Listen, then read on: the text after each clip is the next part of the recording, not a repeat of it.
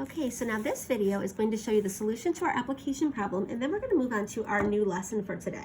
So the application problem said, Jonas practices 1 hour a day for 2 years. Bradley practices 2 hours a day more than Jonas. How many more minutes does Bradley practice than Jonas over the course of 2 years? So the way that I would draw a picture for this is I would go to a tape diagram, and I would say Jonas, he practiced for 2 years.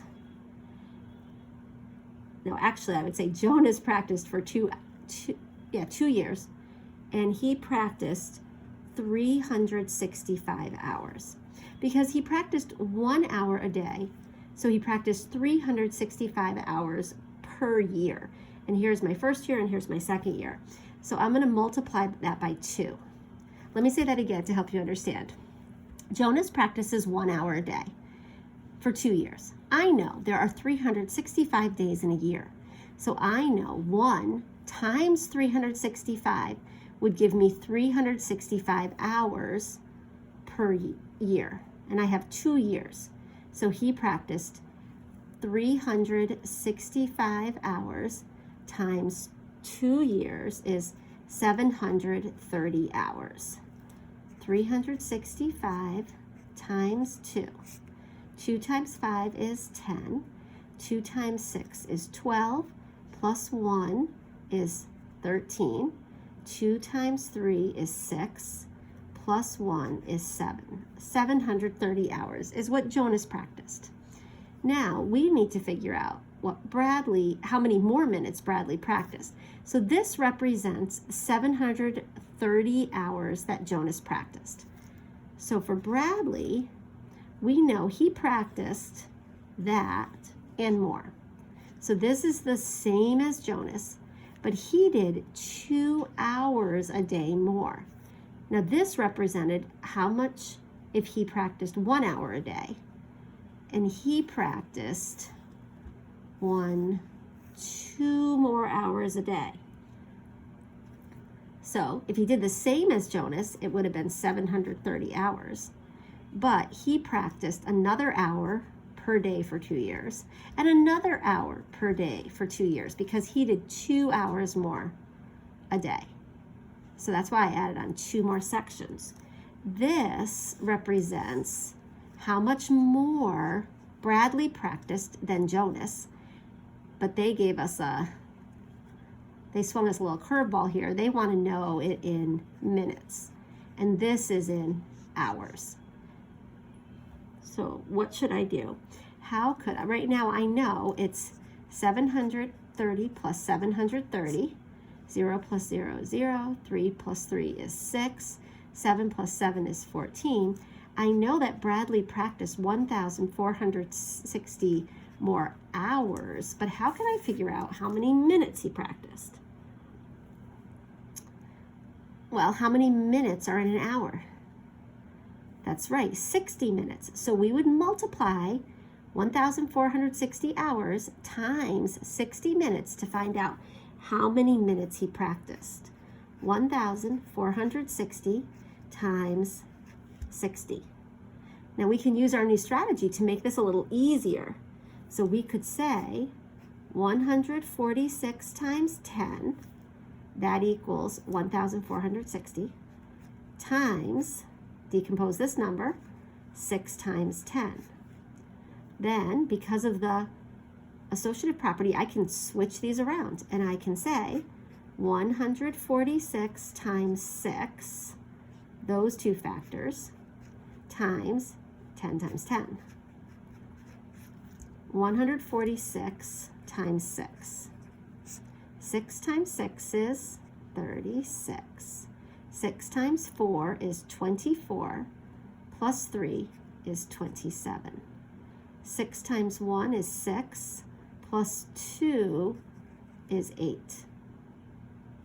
146 times 6 is 876. 10 times 10 is 100. 876 times 100. Well, 876 times 1 is 876 times 100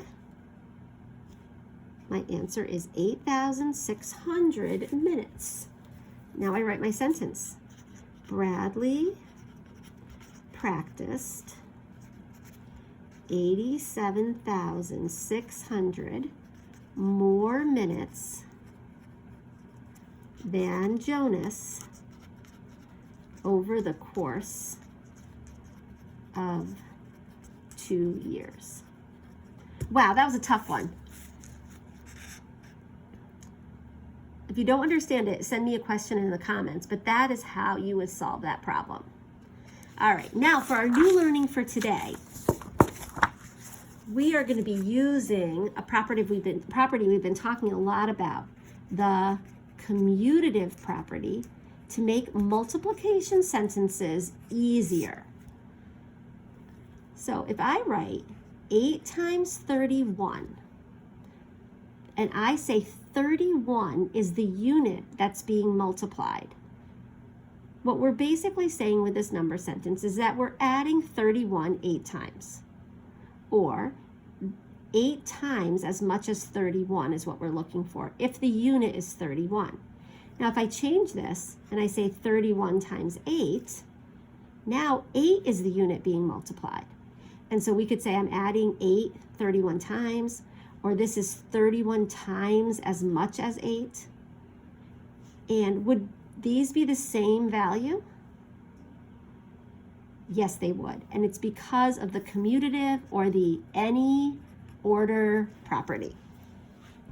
This is going to help us. So let's solve this problem, 8 times 31. We're going to designate 8 as the unit. So for this one, I would draw a tape diagram.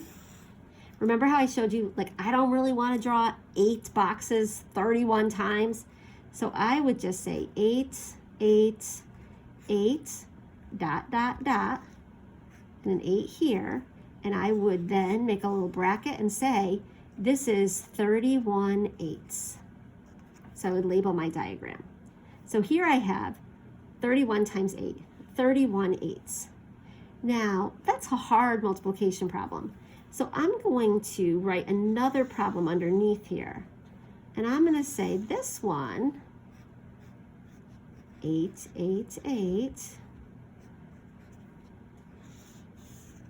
It has one less 8 in it. So this would be 38.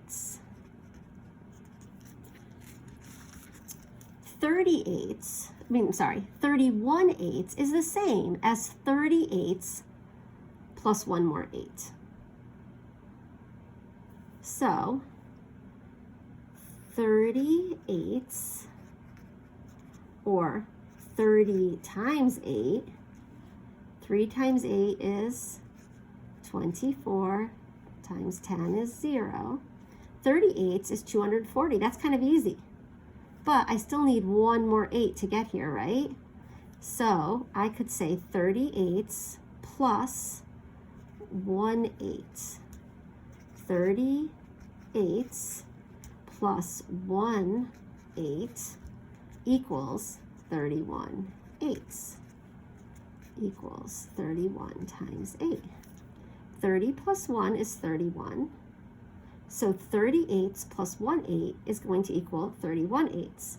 Well, I know 30 times 8 is 240. I know 1 times 8 is 8. That means 31 times 8 is 248. All this is doing is taking a more complex multiplication problem, decomposing it so that we can use an easier number fact to help us solve it. And that's what we're going to focus on today. Now, what if I said, well, what is 8 times 29? Well, we could still use this 38 to help us, couldn't we? Here's my tape diagram. 8, 8, 8, dot, dot, dot, 8. This is 38, or 30 times 8. And then what if I drew one here that was just one less? 8, 8, 8. This is 29 eighths. How does 8 times 30 help us solve 8 times 29?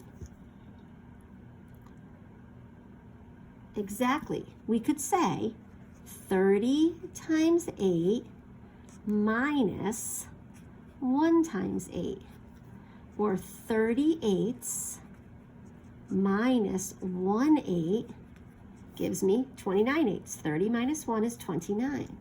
Well, 30 times 8 we know is 240 minus 8 will give me 232. Now there actually is a different way to solve this. Instead of saying 38 minus 1/8, can anybody think of a different way that we could decompose this multiplication sentence? Yeah, 29/8 is also equivalent to 28 plus 9/8. 28 plus 9/8 also equals 29/8. So you could do this and get the same exact answer. You could say 20 times 8 plus 9 times 8 equals 29 times 8. 20 times 8 is 160, plus 9 times 8 is 72. 160 plus 72, 0 plus 2 is 2, 6 plus 7 is 13, 1 plus 1 is 2, 232. Same answer, 2 different ways to solve the problem. All right, let's try another one. What if I have 49 times 20? Write that on your piece of paper or on your personal whiteboard. 49 times 20. Which factor do you think is easier to work with? Which one do you think is easier to multiply by, 49 or 20? Yeah, I would pick 20 also. Now, you may have had a reason to pick 49, and that's fine, but I think it's much easier to multiply by 20 than it is by 49. So I would designate 20 as my unit. So I would call this 49 20s. Now, how can I decompose 49 20s to make this an easier multiplication sentence? Go ahead and write on your paper. How many 20s plus how many 20s will give me 49 20s? And think, I want to make an easier multiplication problem that I can do in my head. All right, well, I can think of 2 that you might have chosen. Did you pick 4 20s plus 9 20s? 4 20s plus 9 20s is 49. Or maybe you picked 50 20s minus 1 20. 50 minus 1 is also 49. Either of these will get you to this answer, because 40 plus 9 is 49. So 40 20s plus 9 20s is 49 20s. Or 50 minus 1 is 49. So 50 20s minus 1 20 is 49 20s as well. Let's solve. This would be 40 times 20 plus 9 times 20. 4 times 2 is 8 times 10 times 10 plus 9 times 2 is 18 times 10. It's 180. Then you add together 800 plus 180 to get your answer, 980. Or if you chose this way, you would have 50 times 20 minus 1 times 20. 5 times 2 is 10 times 10 times 10 is 1,000. Minus 1 times 20 is 20. 1,000 minus 20 is 980. Same answer, 2 different strategies. 49 20s is 980. All right, I hope this is making sense to you. Why don't you guys try one? What if we have 101 times 12? So go ahead, you're gonna write this down on your paper or your whiteboard. You're gonna pause it. You can draw a tape diagram if you want to. See if you can solve 101 times 12 using the strategy we've been learning about. Press play when you want to check your answer. All right, welcome back. I hope this made sense to you. For this one, I would draw a tape diagram like this if you chose to draw a tape diagram. I would choose 12 as my unit because I think 12 is easier to multiply by than 101. I would draw 12, 12, 12, dot, dot, dot, 12, and I would say this is 101 12s. Well, I think that if I draw 100 12s, that's easier to multiply by. So this one would be 100 12s. So then I would say 101 12s minus 112, plus 112 will equal 101 12s. So I'm going to solve this and I'm going to add a 12 to it to get this answer. 100 12s plus 112 equals 101 12s. 100 times 12 is 100 12s. Plus 1 times 12 is 112. 100 times 12. 1 times 12 is 12 times 100 plus 1 times 12 is 12. That gives me 1,212 as my answer. This equals 1,212. All right, last problem. Using what you just learned in the last one, how would you solve 12 times 98? Press pause, solve this problem, and then press play when you're ready to check your answer. Okay, for this one, I could draw a tape diagram as well.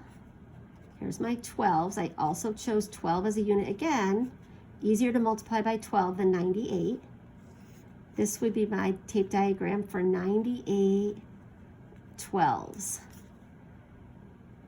Well, I would use the fact 100 to help me again. But this time, how many more 12s do I need?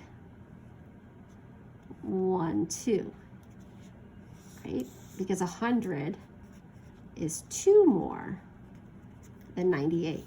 So I would say 100 12s minus 2 12s equals 98 12s. Then I would say 100 times 12 minus 2 times 12. 100 minus 2 is 98. So 100 12s minus 2 12s is 98 12s. 1 times 12 is 12 times 100 minus 2 times 12 is 24. I can't do that in my head, so I would divide this out. 1200 minus 24. I don't have enough ones, so I go to my tens column. I don't have enough tens, so I go to my hundreds. I unbundle 100. This becomes 10 tens. I unbundle that, 9 tens, and now I have my 10 ones. 10 minus 4 is 6. 9 minus 2 is 7. 1 minus nothing is 1. 1 minus nothing is 1. My answer is 1,176. Now, you maybe said, well, I'd rather do 90 12s plus 8 12s. That would be totally fine. Okay, so you can see there's different ways to do this. All right, it's time for some independent practice.